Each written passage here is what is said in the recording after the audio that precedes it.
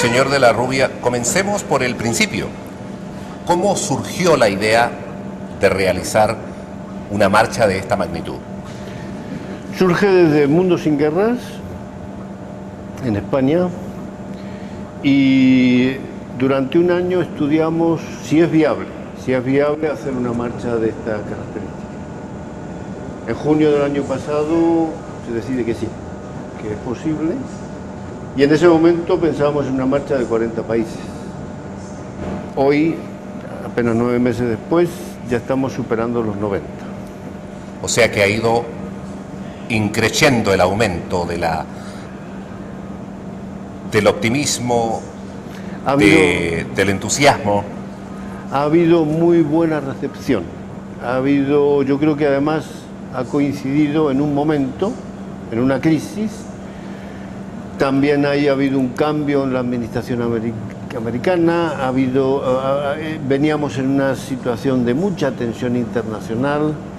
Entonces creo que la marcha mundial es como si llegara en el momento oportuno y en la época que se necesita dar una respuesta global a problemas mundiales.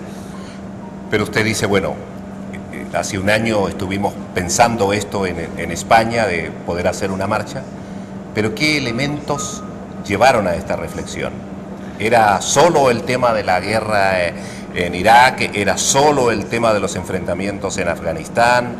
¿O era mucho más amplio el abanico de la problemática? Como dices, el abanico de la problemática no solo tocaba las esferas internacionales, sino que también observábamos a nivel cotidiano, a nivel de la sociedad, un aumento de la violencia en todos los campos. En la violencia económica también, en la violencia religiosa, la violencia generacional, la violencia de género. Es como si la violencia se hubiera instalado en la sociedad y se necesitaba dar una respuesta que cubriera también esos campos. Nosotros pensamos que la violencia es corregible, se puede modificar, y tenemos un ejemplo con el tema del ecologismo. Hace 20 años, hace 30 años, no había conciencia ecológica. Hace 30 años se maltrataba a un perro, se ensuciaba con el medio ambiente, y en muy poco tiempo toda persona, los niños, también las personas mayores, saben que no es bueno contaminar. Saben del problema del efecto invernadero, saben del reciclaje de basuras, y eso se ha instalado en muy poco tiempo. Hoy todavía coincidimos planteamientos violentos con planteamientos de paz, y todavía no nos choca que un gobierno hable de paz y tenga la fábrica de armamento a pleno rendimiento. A la sociedad no nos choca, a algunos sí. Entonces, esas contradicciones son las que hacen que se necesite reformular qué significa la paz. Y en este momento, a la paz hay que añadirle el apellido de la no violencia, por así llamarlo. La metodología tiene que ser la no violencia. No podemos seguir con aquello de, si quieres la paz, prepárate para la guerra. No, si quieres la paz, trabaja y construye la paz. De tal manera, para resumir esta parte que me parece fundamental, usted y quienes comparten su criterio piensan que a través de la concientización, que a través de la educación, así como se avanzó en la ecología, se puede avanzar en el tema de la no violencia y de la paz. Por supuesto, y yo pongo un ejemplo. Hay muchas etapas históricas que se han resuelto, etapas que en su momento parecían imposibles, la misma esclavitud. Si hoy el presidente francés sacara una ley diciendo, bueno, vamos a volver a reinstalar la guillotina y aquí el que se salga de los cauces, ¿cuánto duraría ese presidente en el gobierno? Pero no solo habría una respuesta de Francia en contra del ciudadano francés, toda Europa se movilizaría. No solo Europa, estoy seguro que aquí habría gente que iría a las embajadas francesas diciendo, pero bueno, ¿qué les ha pasado a ustedes? ¿Qué quiere decir eso? quiere decir que ya hay conciencia de que eso no se puede permitir en este momento histórico.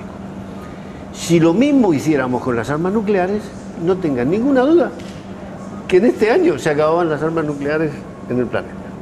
Es decir, creemos que el poder está en manos de la gente y todavía no estamos convencidos de eso. Y por eso es tan importante esa idea de crear conciencia. Usted sabe que quienes no comparten la visión, la ética y la moral del pacifismo tienen el siguiente discurso. Mire, es que a veces la violencia es necesaria, no útil, pero ha servido, por ejemplo, para sacar de este mundo a Hitler y los suyos. Si no lo hubiésemos hecho, estaríamos dominados hoy por el nazismo. ¿Qué respuesta tiene usted a ese tipo de argumentación?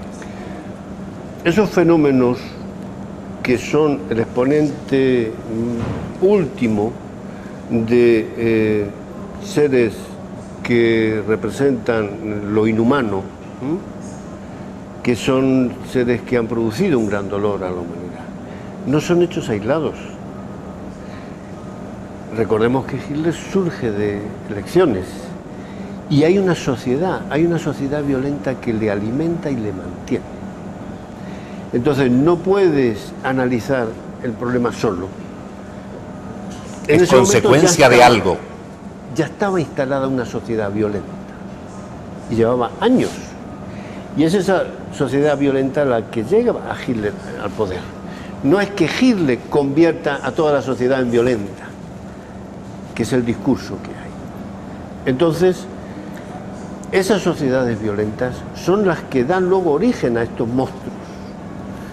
Pero se puede desactivar esa violenta creando conciencia en la dirección que planteaba. Y ahora sí, aclarado este punto, volvamos a nuestra marcha mundial por la paz y la no violencia. ¿Quiénes van a participar en ella? Bueno, ya esto ha tomado una dimensión muy grande, porque inicialmente la marcha mundial es un recorrido que iba a hacer un equipo, que un grupo de personas. Un grupo de personas, 40, 50, 100 personas, pero esto ya se ha transformado, ya es mucho más que eso. En realidad, lo que se pretendía es que ese pequeño equipo pusiera en marcha todo un fenómeno. Y eso es lo que ha ocurrido. En principio, la marcha empieza en Wellington, como bien sabe, el 2 de octubre, que es el día aniversario del nacimiento de Gandhi, declarado por Naciones Unidas Día Internacional de la No Violencia. Y el proyecto inicial es que en Gandhi se iba a hacer una celebración que iba a ser observada por el resto de países. Al día de hoy ya sabemos que más de 300 ciudades ese mismo día ya van a estar haciendo celebraciones en simultáneo con Wellington. Así va a ir ocurriendo en el resto de la marcha. Es decir, va a tener un recorrido de ese equipo base que es necesario hacer para que tenga esa característica de marcha, pero hoy ya que es un grupo emblemático, representativo, claro, del conjunto de los que participan. Que sea un grupo donde estén, ojalá, la mayor cantidad de nacionalidades posible, de todos los continentes, donde estén representados los jóvenes, las mujeres, bueno, toda la diversidad que tiene la sociedad, de manera que tenga esa característica un poco de portavoz de la humanidad. Pero si ha resultado así, si de ser una idea controlada dentro de ciertos límites, que ha superado ahora en poco tiempo todas las expectativas de sus organizadores, quiere decir, y corríjame por favor si me equivoco, que había una necesidad, ¿verdad?, de realizar algo a escala planetaria para expresar un sentimiento. Yo creo totalmente lo que estás diciendo. O sea,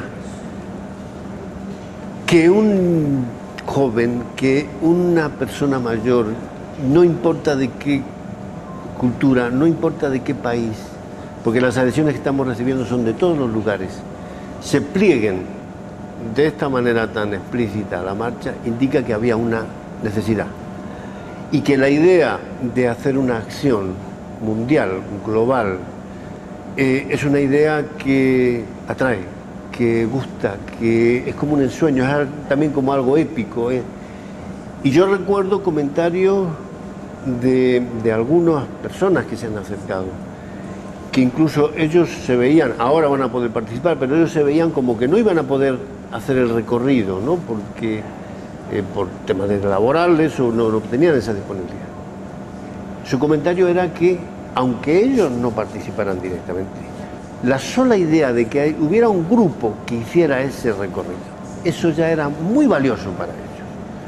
O sea, que hubiera gente normal, porque somos gente normal, no somos ningunos brillantes en nada, somos gente de ciudadanos de a pie, que un día nos ponemos a caminar para decir basta de violencia, basta de gastos en armamentos nucleares, basta de política beligerante, firmen tratados de no agresión, resuelvan los problemas por vía pacífica y redireccionen todo el gasto que tenemos en beneficio de la sociedad. Y ese es un clamor que hoy tiene, yo creo que la mayoría de los miles de millones de habitantes de este planeta. Usted ha mencionado a diferentes grupos de la sociedad que van a participar, ha hablado de las mujeres, de los niños, de los ancianos, en fin.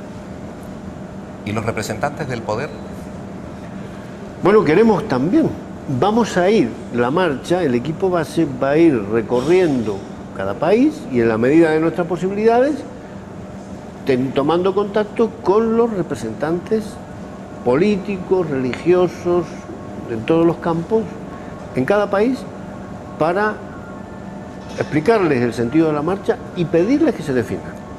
Pedirles que se definan respecto a las armas nucleares. Pedirles que se definan respecto a el desocupar las incursiones militares en otros países. ¿Qué es eso de andar invadiendo países? Queremos que se definan también respecto a los gastos de armamento. Queremos que se definan respecto a que firmen tratados de no agresión, como estos días han firmado Argentina, Paraguay y Bolivia. Guerras centenarias, cientos de miles de personas que murieron. ¿Para qué? Por un problema fronterizo. Resolvámoslo de otra manera. Y por último, creemos, ya es hora, lo han dicho, importantes personalidades a nivel internacional, Gorbachov, premios Nobel. Es hora de que los estados renuncien a la guerra como mecanismo para resolver los conflictos. ¿Ya hay mandatarios, jefes de Estado que apoyan la marcha? Hoy tenemos una entrevista con la presidenta Bachelet, ha adherido a la marcha y no solo es una cosa testimonial, sino que está dando pasos importantes para hacer cosas, que luego podemos conversar si lo ves conveniente. Pero también ha adherido la presidenta de Argentina, varios otros presidentes, y en este momento hay 4 o 5, y también están en puertas importantes presidentes latinoamericanos, que todavía no podemos anunciarlos hasta que se confirme. Pero esto ha comenzado, recién ha comenzado. Y también hemos escrito al representante de Naciones Unidas, vamos la semana que viene a Nueva York, y bueno, queremos emplazar a todos los sectores sociales para que se manifiesten frente a estos temas que antes te mencionaba. Ahora, naturalmente la actividad no ha comenzado, porque, tal como lo decía usted, comienza el día 2 de octubre, ¿verdad?, en Nueva Zelanda y termina el día 2 de enero en las faldas del Monte Aconcagua. Vamos a ir luego a eso, pero esos son los públicos, digamos. Es el ciudadano común, son los representantes de Estado y se les ha convocado a los representantes también de los organismos internacionales. ¿Qué actividades va a haber? Bueno, en eso hay un despliegue de creatividad enorme, o sea... De todo. De todo. Desde el mundo del deporte, por supuesto, festivales, actividades culturales, actividades artísticas, pero van a marchar, van a haber marchadores, van a haber ciclistas que van a confluir, van a haber paracaidistas que se van a tirar y van a hacer el símbolo de la paz en Rusia. me escribían y me decían que es posible llegar hasta el Punta de Vaca. Alguien en caballo me decía, y contestaba que por supuesto cada uno que vaya como quiera. Como quiera y como pueda. A los pocos días me dice, bueno, somos 200 que queremos ir, entonces... En caballo. Va a haber raid de aviones que van aquí en Chile. Del aeropuerto Tobalaba, parece que quieren... Entonces, cuando entre la marcha desde Perú, quieren hacer un raid. Bueno, las actividades, mucho en el campo educativo, en las universidades, en los colegios. Análisis, debates, discusiones sobre el tema de la paz, en contra de la violencia. Sobre la violencia en la educación, sobre la violencia intrafamiliar, tocando todos los temas, porque lo que queremos es que no se quede solo a nivel de problemática entre gobiernos. Y algo que nos toca muy directamente, ¿qué respuesta han tenido de los medios de comunicación? Bueno, esa es una sorpresa. Una sorpresa en el aspecto de que, bueno, todavía no, ya hay algunos canales que tienen su programa semanal con la marcha. Vengo de Colombia y alguna televisión ya ha incorporado. Pero lo que sí me ha gustado mucho es una muy buena disposición de parte de los periodistas, de parte de los que hacen la noticia. Del ciudadano periodista. Del ciudadano periodista. He notado mucha simpatía, mucho compincheo, ¿no? Con el tema de la marcha. Yo, para demostrarle que usted tiene toda la razón, quiero decirle públicamente, como director del Departamento Latinoamericano, que nosotros no vamos a hacer un programa, no vamos a hacer 2 programas, no. Vamos a hacer todos los programas que podamos y vamos a acompañarlos donde podamos con nuestra humilde participación para llevar la voz en español a todas las latitudes del mundo. Así que cuente con nosotros. Te lo agradezco mucho porque sois un poco la voz de esto. Quiero decir, el altavoz. Y esta idea de crear conciencia va a ser posible si realmente los medios de comunicación se pliegan. Y para mí, este es un problema de todos. Quiero decir que los beneficiados, finalmente, va a ser la sociedad en su conjunto. Pero bueno, sabemos que hay otro tipo de intereses, pero estamos un poco, volviendo a lo que te decía al principio, hemos tomado el pulso de una muy buena disposición y estamos muy agradecidos, y por eso también le vemos mucho futuro a la marcha en lo que tiene que ver con medios de difusión. Contrariamente a lo que se cree, yo creo que la función periodística, que tiene la obligación de ser crítica, no es una crítica neutral. Yo soy de aquellos que creen que la crítica debe ser siempre esperanzada. Uno expresa la crítica, pero detrás de ella, a pesar de las palabras, hay una gran esperanza. Pero usted sabe que quienes manejan el poder, quienes venden las armas, quienes promueven el odio, quienes no creen en la cultura de la paz, no son niñitos de pecho, son gente muy poderosa que toma decisiones en este mundo. ¿Cree usted que se va a escuchar ese clamor? ¿Ese basta ya? Los violentos, los beligerantes, primero son una minoría y a través muchas veces de los medios de comunicación mantienen una opinión, un estado de opinión, un estado de alerta, un estado de temor que justifica mucho de sus políticas, y ahí hay una parte importante que es la del ciudadano. Yo creo que estamos en un momento histórico en el que el ciudadano a pie tenemos que dejar de ser pasivos y tomar una participación activa social. Antes lo comentaba, nosotros permitimos por no acción que se den cierto tipo de situaciones.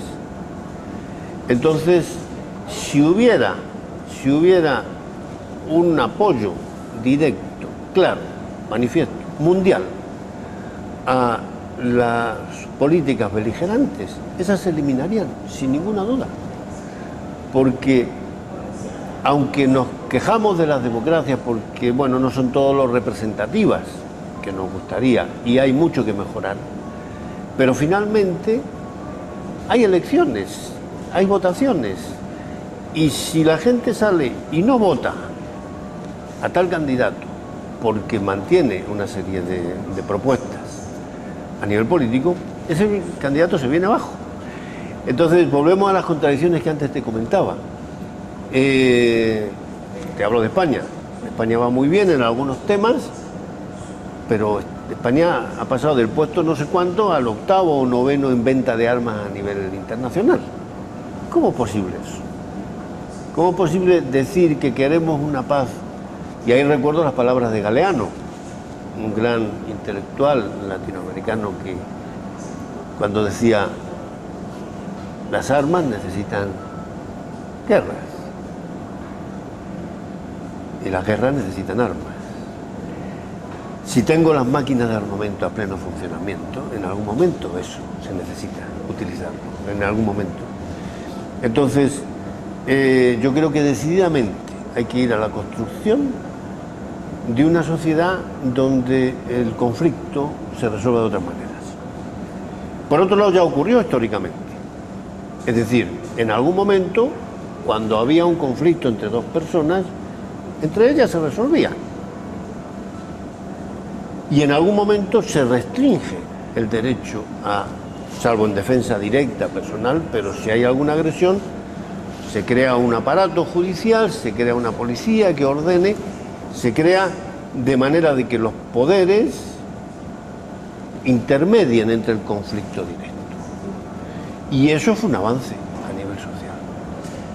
Entonces, eso mismo tiene que ocurrir a nivel internacional entre países. Eso corresponde a que las Naciones Unidas cobren un peso que precisamente los países más poderosos no quieren darle. No quieren que las Naciones Unidas tengan ese peso. Pero es claro el camino, si el tema es si hay voluntad de hacerlo. Yo creo que usted, y me gustaría rescatarlo, ha dicho algo que es fundamental, y es que la gente tiene que movilizarse. Es decir, si le importa la paz, si está en contra de la violencia, nadie debe quedar indiferente frente a este tema y frente a esta marcha.